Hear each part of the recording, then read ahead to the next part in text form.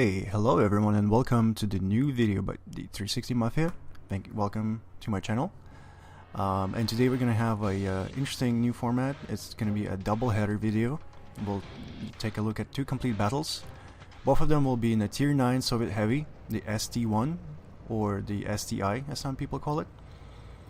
They're gonna be somewhat similar in terms of where I'm gonna go, and it's just gonna be a spot that I'm gonna show you because on this map and from this spawn it is my favorite spot to go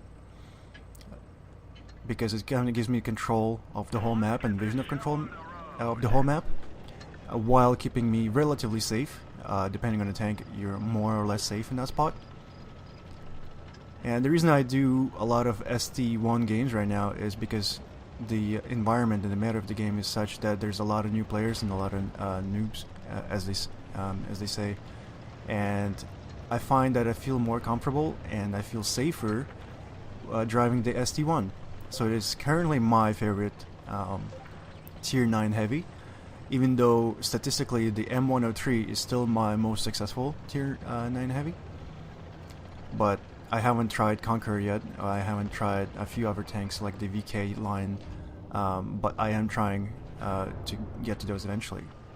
So basically I go to this particular spot from this particular spawn and by the bridge, and it gives me a decent hull down ability while also allows me to take shots at everything that kind of comes in front of me.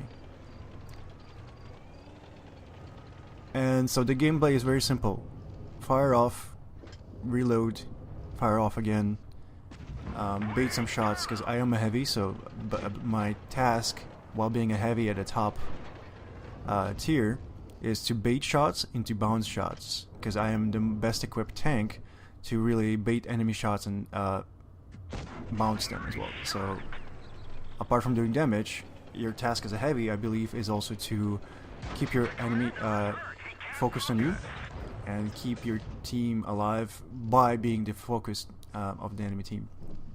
And the ST1 is very well equipped for this role, just being kind of like the punching bag for the enemy team, while also being relatively safe. And it does have very slow reload with all the provisions and all the crew and vents. It's only 10 seconds, so it's definitely slow and kind of steady gameplay, and which is why M103 for me is a more successful tank, because M103 can react to a changing environment better than ST1 can. However, ST1 still does relatively well when it needs to adjust to certain scenarios, but it can very easily get Circle of Death, unlike M103, which usually is not an easy target for mediums. So as you can see, just from the current gameplay, we're just kind of trying to take as much damage and bring it to the enemy team. We're holding our position, and as long as no one goes down, this position is relatively safe. The only things you need to worry about from this position is people in town and people on the hill by the buildings across from the bridge. Other than that, you should have relatively easy time just taking shots and bouncing shots. And usually you should not be you shouldn't have to leave this position unless the enemy gets behind you. And this is an example of what actually happens when someone gets behind you. They get an easy shot, and that's actually one of the highest rolls I've ever seen an ST1 do. 506 damage directly to Leo's face. I'm sure he didn't expect that. I didn't expect that, because usually, I mean, I've seen really low rolls on the ST1. I think some 350 damage, but 506 that's really high. So I was pretty pleased with that.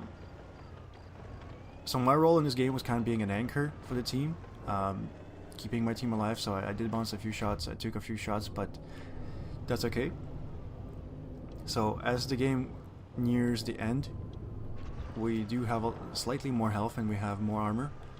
So I'm beginning to press my advantage, and that's why I left my position. I tried to take a snapshot at Leo. Russian accuracy fails me this time. But as you can see, by being a steady kind of anchor, by being like a well-armored, well-positioned heavy tank, you can do a lot of damage without having to be driving around, without having to relocate easily, because ST1 is not about relocation. ST1 is not about split-second decisions. It's more about picking a direction, sticking to it, making sure you optimize your location and your damage output and the way you behave yourself. So this game got a little bit hairy about midway point, but then we were able to carry it through, and our object picked up a lot of kills, so good for him. However, as you can see, we did the most damage, 5,000 damage. We actually made some money with our proper gameplay, even though we don't really have premium account. So that was a pretty good run for ST1. Proper positioning, picking your targets well, baiting shots, not being invisible to the team. We really do want them to take shots at us and bounce them. And so now let's take a look at the second gameplay from Vineyards on ST1.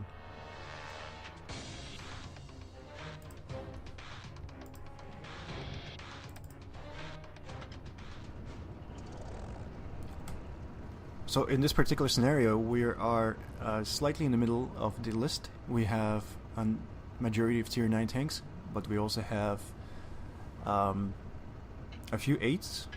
So basically tier 8 is here to support us. Their role is basically just to be ideally as a meat shield, or actually maybe even do some damage. As you can see, I immediately start heading towards my preferred spot for this spawn and this map. We're a bit slow getting there, so sometimes, actually not sometimes, but most of the time, enemy mediums will beat you to the punch, and they will take place across from the bridge between those two buildings. I also take care to not knock down any of the bushes here, the wine bushes, because it alerts the enemy to my presence, and they can start pre-firing or even pre-aiming. Well, I failed here, but I generally aim to not hit the bushes, because yeah, the enemy can pre-fire and they can start aiming towards the location. As you can see, I was spotted, which is clear that there's a enemy presence, and they did not go left town, so they went right town, which is where I prefer them to be. And we started exchanging fire with 2 enemy heavies and a Centurion. I take an unfortunate shot at E75, who is slightly angled towards me, but not angled enough to bounce. And we see an IS-8 taking the usual medium position by the bridge.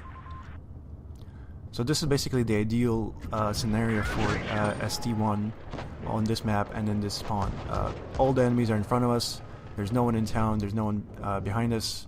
We can just casually take shots on cooldown, maximize our damage. Our VK has 0 battle awareness, as he's going to get picked apart by all these heavies looking straight at him, so I don't pity him at all. It was a poor judgment on his end. But basically, again, our idea is to hold down and do damage. As you can see, the angle of E75 making it out of bounds certain shots from my team, but also from me. And then KV4 forgot that I'm here, which is amazing. Like, people always assume that the tank is gone or relocated when they're not spotted. So I think battle awareness is one of the key things a good tanker should have. They should really always be aware of the environment and not attempt crazy maneuvers like that, driving in front of fully loaded enemy team just to get to a location. Like, I don't know where KV4 is headed, or I don't know what he expected to find at that side, but he took unnecessary damage. So again, at this location and at this time, I am trying to be the focal point for the enemy team to shoot at, because I am the most equipped to bounce shots.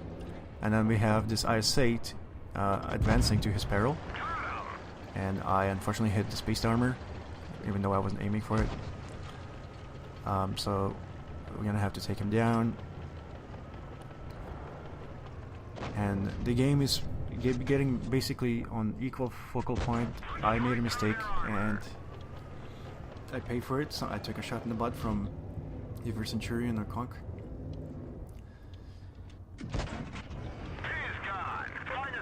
But basically right now we're trying to put some distance between us and enemies,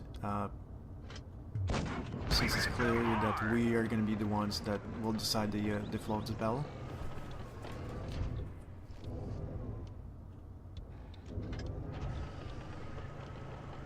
And as you can see, the ST1 is very well equipped for bouncing shots, and if you're hull down or your turret is the only thing the enemies can see, you're like basically a cobra.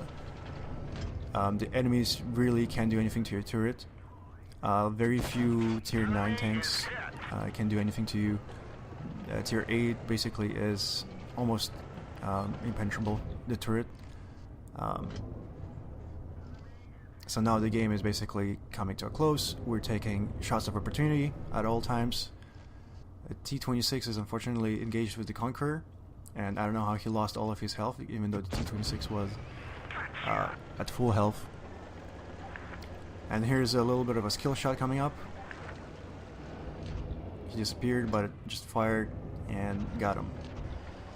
And that really was a skill shot, but a lot of people forget that even though the tank disappeared and you don't see him, they're still there, and a well-placed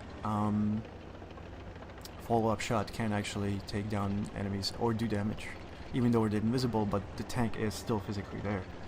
And I think that's what a lot of new players and even some fairly well-experienced players don't realize, is that you should be always paying attention to where the enemy's tanks were last seen, and if you see a tank destroyer and then they suddenly disappear, that doesn't mean they're relocated or they're suddenly not there, and you should still take a shot, because certain tank destroyers will not be able to relocate that fast, so your shot will usually hit. So this game we actually got an ace tanker and pool medal, even though we did less than 5,000 damage, unlike the previous battle. But I think what we did differently here, we bounced a lot more shots. We had a few track shots.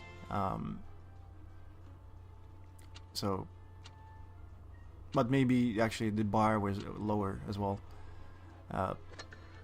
But it's just kind of shows you how I play the ST1 on Vineyards from the south spawn, I believe, and where I usually go. Now there's few things usually to keep in mind when you go to that spot, is always to keep in mind where the enemies are, and only to commit to that spot if there's no one in town and if there's no one flanking you. And if there are people in town and if there's people flanking you, should always disengage from that spot, cross the river, and try to take care of the enemies from that side, making sure that you don't get flanked, because ST1 is not really good at responding to flanking, and it's very vulnerable to being a circle of death. Thank you for watching. It's been a long video, but hopefully you guys enjoyed it and you learned something new. Till next time.